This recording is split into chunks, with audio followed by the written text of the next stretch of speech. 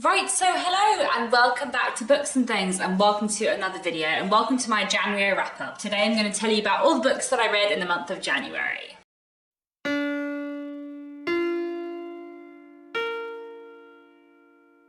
Before I get on to talking about my January reads, I did just want to say thank you to everyone for the feedback and the support on the video I put up last week, which was of an extract from my debut novel, me reading chapter 1 of The Secrets of Hartwood Hall, and I'm just really glad that lots of people liked it. It made me very happy and made me feel less anxious about the fact that the book will soon be out in the world. So thank you very much, I really do appreciate it a lot. It was very nice. So anyway, let me tell you about what I read in January. So in January I read 8 books and also a literary magazine which I'll mention too, and I will start off as always with the classics. So this month for the Mega Dickens Readalong, which I'm doing at the moment, where we are reading all of the works of Charles Dickens in publication order. In January I read Nickleby, which is our January and February read. This one is a bit longer, so we have 2 months to read it, but I have finished it in January. I will make an individual book review / reflection video on this, probably towards the end of February. So I listened to this on audiobook. I listened to the Audible audiobook narrated by Cobner Holbrook Smith, which was a really good audiobook actually. It was fantastically narrated, which was really good. And it was nice to reread. I haven't reread Nickleby for quite a while. This is, I think, my 3rd or 4th read, but it's been maybe 8 or 9 years since the last time I read it. But it was really nice to reread. And yeah, Nickleby remains not my favourite Charles Dickens. It is definitely down the lower end of my Charles Dickens love, but it was nice to reread because I feel like it is a Dickens book where you can kind of see Dickens coming into his own, and it feels a bit Dickensian and a bit more like what I expect from his books, but also there's just a few things that I don't love quite as much. But anyway, Nickleby, if you don't know, is the story of a man called Nicholas Nickleby, who at the beginning of the book is 19 years old and his father has just died. So him and his sister Kate and his widowed mother go to London to find their uncle Ralph Nickleby, hoping he'll be able to help them. But Ralph is not a very nice man. He is a sort of early Scrooge figure, I suppose, but with less possibilities of redemption. He doesn't really want to have to do anything for his niece and nephew, but he manages to find Nicholas a job working at not a very nice school, and manages to find Kate the job as a seamstress, and everything kind of goes on from there. We're basically following Nicholas and sometimes Kate and kind of Nicholas's life and adventures. It's a coming of age story. There's lots of other stuff going on in it, and there are some things I really like about it and some things I like less. I think there are some fantastic characters in Nicholas Nickleby. I feel like Newman Noggs and Smike and John Brodie and Tim Lincolnwater. There's some characters who I really, really enjoy, but the actual main characters I find quite bland, like Kate and Nicholas. I don't really like that much. I also feel like the love story subplots in Nicholas Nickleby are quite weak, and I also found myself getting increasingly frustrated with the presentation of Mrs. Nickleby, which I don't remember finding annoying when I was younger, but actually I feel like the way she's drawn as a character is really mean-spirited. Anyway, there were some things I really enjoyed about Nicholas Nickleby. It was a really fun adventure, and I like the stuff to do with the school that Nicholas works in is really interesting. I like the stuff to do with the theatre that at one point he gets involved in. There's lots of fun little elements, and the episodic nature of it is quite good, and I do think there are some wonderful characters. Newman Noggs is fantastic. He's my favourite part of Nicholas Nickleby, but yes, it's not my favourite Dickens. But I am finding this reading Dickens chronologically thing really interesting, because I do feel like this feels more like what I expect from a Dickens novel than Oliver Twist or The Pickwick Papers do, but I feel like he hasn't really got to his best stuff yet, and I feel like we have a couple more to go before he does. So yeah, just very interesting, and glad I read it, and yeah, I will have a longer video up about this at some point in the future. Then in January I also read a Victorian play. I read The Second Mrs. Tanqueray by Arthur Wing Panero, because I'd heard Roz from Scally Daddling about the books and Tilly from Tilly's Shelf talking about it in one of their discussing drama videos, so I got out of the library and read it and found it really, really interesting. I really want to try and read more Victorian drama this year, because I really enjoy reading plays, and I really enjoy reading Victorian plays, and I think actually, especially kind of in the late Victorian period, there were quite a lot of playwrights writing in a similar style to someone like Oscar Wilde, who I love, but actually I've just only really read Oscar Wilde, so it is really nice to kind of read some more people. I read The Case of Rebellious, seasoned by Henry Arthur Jones, towards the end of last year, and really enjoyed that too, so I'm hoping to read more Victorian drama this year. And yeah, The Second Mrs. Tanqueray was really interesting. So this is a play which is about a man who gets married, it's his second marriage later on in life, and the woman he is marrying is a woman who has has a very bad reputation. So basically she has been the mistress of several men in the past, and she is now going to marry this man, which means that polite society is going to reject him. And we're following them as a couple, and what happens when his estranged daughter, who has been brought up in a nunnery, comes home to live with him again, kind of the tension between her and her new stepmother. And it's a really interesting play. I'm still kind of like working out what I feel about the ending, but I feel like the way the play looks at kind of the hypocrisy of Victorian society, and especially the kind of double standards between men and women, I thought that was really, really interesting. It kind of reminded me a little bit of Oscar Wilde's A Woman of No Importance. A Woman of No Importance actually came out like a year after, so I find that kind of interesting. I feel like they would be two interesting plays to like read together and then discuss like as a pair. Maybe I'll do that this coming up October. But anyway, I thought the second Mrs. Tanqueray was really interesting, and I'm really glad that I read it. And also, weirdly enough, I was then listening to an Agatha Christie book on audiobook later in the month, which I haven't finished yet, so I'll talk about that in February. But while listening to this Agatha Christie book, one of the characters in it was talking about an actress and said something like, she's so talented, she should be trying to play someone like Mrs. Tanqueray. And it was really interesting because obviously in the 1920s, like 30 years after the second Mrs. Tanqueray had been written, it was still being formed, and Agatha Christie obviously thought her characters and her readers would know it as a cultural reference. So it's kind of interesting because this is a play that like no one's heard of now, but it obviously did still have emotional resonance like 30 years after it was first written. So I thought that was really interesting, and that just kind of made me smile. A bit of random coincidence there. But anyway, I'm glad I read it, and yeah, definitely want to try and read more Victorian drama this year. Then at the start of January, I also read The Woman in Black and Other Stories by Susan Hill. So this is sort of a modern classic, sort of contemporary, in that The Woman in Black is a short story from the 1980s, I think, from the start of the 1980s. But then the other four stories that appear in this collection are from like later on in Susan Hill's life, so they're from like the early 2000s. But yeah, I really enjoyed this. I'm glad that I finally read The Woman in Black. I also went to see the stage adaptation in January, which was why I read The Woman in Black, before going to see the stage adaptation, which was really good. Really, really enjoyed it. And yeah, I really enjoyed the ghost stories in here, and I found them really interesting, and especially because like I do really like gothic stuff, and you know, like my book that's about to come out is quite gothic, so I always find it really fun when I read something that is gothic that like uses all the tropes that I find really fun to use. So I really enjoyed The Woman in Black for that. I do think that The Woman in Black is the best story in this collection. I feel like it was the strongest, and I really enjoyed it. But I did like some of the other stories too. I also thought that The Man in the Picture and The Small Hand were really good. I will say that I didn't like the short story Dolly very much. I feel like the ending was a bit off and didn't land, but in general I feel like this was an interesting collection, and yeah, I definitely recommend The Woman in Black as a short story, that being obviously the most famous one in here. It was a really interesting read. I don't know if short story is actually quite the right word. This is quite a long book, like it's 400 pages and the text is very small, and there are 5 stories in it, so I feel like some of these stories are sort of somewhere between a short story and a novella. But yeah, I really enjoyed this collection. I would recommend it, especially The Woman in Black. In January, I also read Ahead of the Shadows by A.B. Chazé, which I really, really enjoyed. This is an author who I know in real life, and I absolutely love her writing. I think it's fantastic. So I read her first book, Into the Mouth of the Lion, last year, which was really fantastic. I really loved it, and this is like a sequel to that. But it's a fairly loose sequel. Like, I feel like you could read this without having read the first book. And this follows 2 timelines.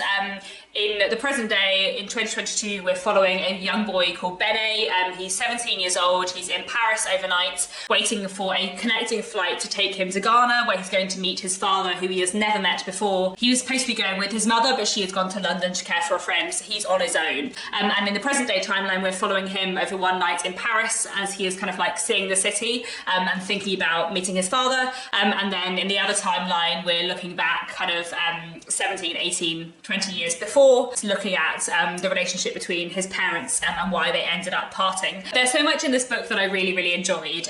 One thing that I really liked is that the present day 2022 plotline is set like over maybe about 24 hours, maybe slightly afterwards, and I feel like the intensity of that worked really, really well. But I also really loved the chapters that look back to kind of Lena in her 20s and what happened that meant she and Benno's father parted. A.B. Chazé's writing is so wonderful because it is very, very like rich and specific and precise in the way that I like, and I feel like sometimes her character observations are just like absolutely on point. So there's one bit where like Lena is thinking about how so much of her life has been dictated by a decision she made 17 years ago, and she feels like it wasn't her that made that decision, it was a younger version of herself, but now she's like bound by the decision that was made by a different version of herself. And I just thought that was really like, it just really worked. There were a lot of just fantastic moments like that, of real like precision in terms of characters' thoughts. Does that make sense? I feel like I'm being very rambly, but I thought it was really, really great, and the ending was just, yeah, perfect and very, very poignant. So I really, really recommend this. I thought it was fantastic, and yeah, highly worth a read. In January, I also read a book that isn't out quite yet,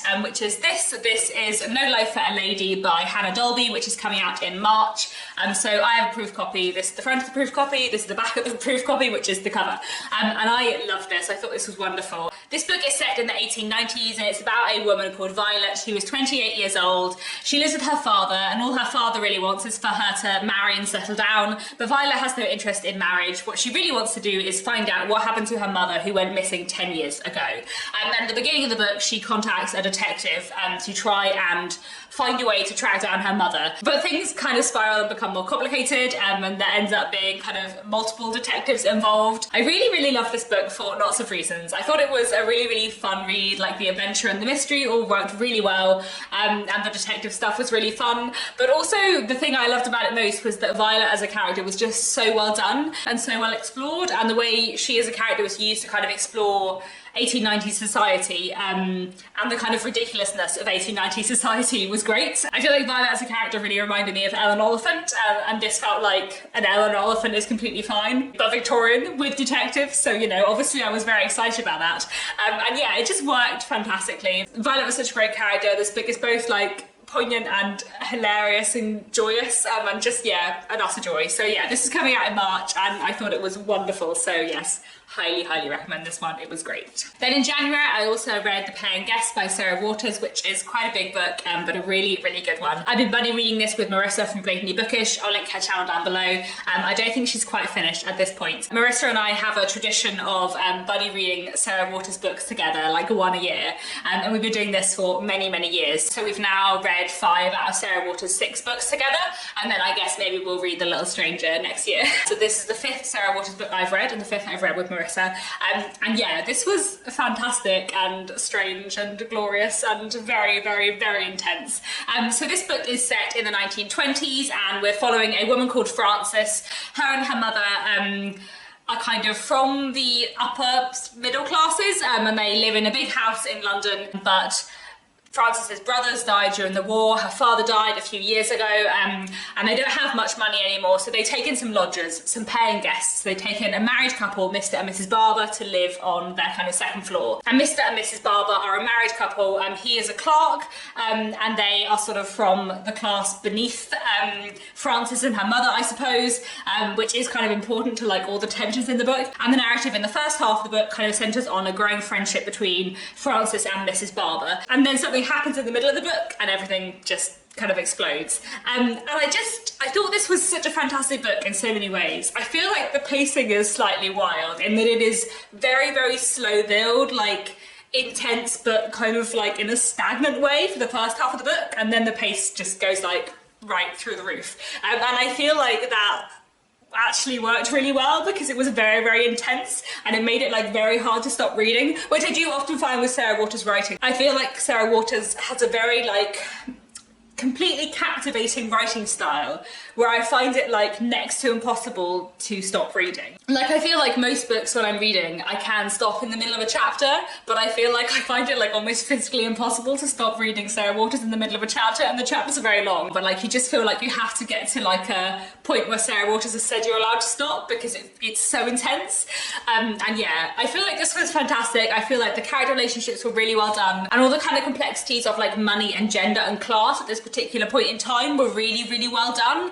And I just loved it. I just thought it was fantastic, and yeah, I'm sure I'll be thinking about it a lot. It was just so good. I just love Sarah Waters so much. She's just amazing. She's just the master of all storytelling, really. I also read one poetry collection in January. I read this. This is A Portable Paradise by Roger Robinson, and this was a really wonderful poetry collection, really powerful, really poignant, brilliantly written. And also, if you are sort of newer to poetry, then I do feel like the poems in here are really accessible to read. It is a very hard-hitting read. The collection is split into sections, and the first section are poems which are all about the Grenfell Tower fire, which I suppose if you're not in the UK, you might not know about, but in 2017 there was a massive fire in a tower block of flats where a lot of people died, a lot of people were injured, and there has been a massive inquiry since, because basically the fire got so out of control because the building had been very badly built and shouldn't have been allowed to house people by how poorly it had been built. And the stories which are about Grenfell are pretty heart-wrenching to read, but really, really fantastic. I think this is a really wonderful collection, and I'd really, really, really recommend it. My husband Nick recommended this collection, and I thought it was really fantastic. So yeah, I definitely want to read more by this author, and need to keep on reading more poetry because I do really enjoy it whenever I pick it up. And I also finished off a work of non-fiction in January, and that was The Story of English in 100 Words by David Crystal. This is an audiobook that me and Nick have been listening to together for the last 3 months, and we finally finished it in January, and this was really enjoyable. So this is an etymology book, basically. It's about the history of the English language, but it's structured really nicely because David Crystal has 100 words, and he uses these 100 words to talk about the history of the English language and how it's evolved over time. And there were lots of really interesting little facts in it that I hadn't learned before. I didn't realise that the verb escalate comes from escalators. Escalators are not called escalators because they escalate. You say that things escalate because of escalators. Isn't that fascinating? And also, to be an editor came before edit. So the verb to edit has been made out of the noun editor rather than the other way around. Lots of fascinating stuff like that in there. I really enjoyed this. I thought it was a really interesting etymology book and a really nice way to do an etymology book. I'm really into etymology and word history. I find that stuff fascinating. I really love it. So this was a really, really interesting read, and it's one I definitely recommend. The one thing I will say is that it came out in 2011, 12 years ago, and the last maybe 7 to 10 words are 21st century words, really new words when he published the book. But obviously it's very hard to tell without any hindsight what words are going to be important. So I feel some of the last words feel a bit random because they didn't actually stick in the way it felt like they might have done in 2011. But regardless, it was a really, really good read, and the audiobook was really nicely read. So I would really recommend The Story of English in 100 Words. It was really enjoyable. Then finally, I also read an edition of a literary magazine in January, and that was The Primer. So I read the second edition of this. I actually read the first edition in December, but I forgot to mention it in my wrap-up. But I would actually quite like to mention if I do read literary magazines. And I really like The Primer so far. So they're a relatively new literary magazine. They're an online magazine, but what I really like about them is that they're both text and audio. So it has both prose and poetry, and some of the prose is fiction, some non-fiction, and some art. But where it has writing, there's also an audio file of the writing being read, usually by the author or by one of the editors of the magazine, which I just really like because it's quite fun to combine audio and text, especially because I love audiobooks and stuff. So I really like this format of literary magazine. I thought it was really fun, and it's got music in the background, which is very atmospheric and just works really well. So I really enjoyed the latest edition of The Primer, and I'll link it down below if anyone's interested in that kind of literary magazine. It's got a really fun setup, and each edition is themed around a particular thing, so I'm really enjoying it so far. So yeah, that's what I read in January. I read some really fantastic things this month, which I'm really pleased with, so good start to the year. Do let me know down in the comments if you've read any of these books, what you thought of them, what your favourite book was that you read in January. And that's all for now. Thanks so much for watching, and I'll be back very soon with another bookish video.